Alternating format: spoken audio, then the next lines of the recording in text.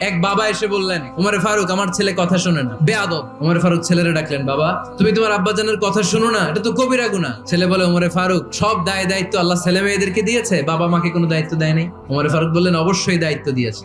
তাহলে বলেন আমার বাবার দায়িত্ব কি?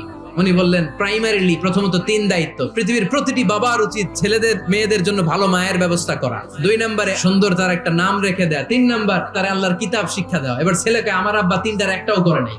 এবার ওমরে ফারুক রেগে গেলেন, বাবার কাঁধে ধরলেন। ছেলে বলে, আমিরুল মুমিনিন, আমার মা নর্তকী, আমার মা মাজুসি, আমার মায়ের মধ্যে কোনো আদব কাদব নাই, সুন্দরী দেখে আমার মা রে বাবা বিয়ে করছে, আমার মায়ের কাছ থেকে জীবনে কিছু শিখি নাই। 2 নাম্বার সাম্মানি খানফাসা, আমার বাবা আমার নাম রেখেছে চামচিকা।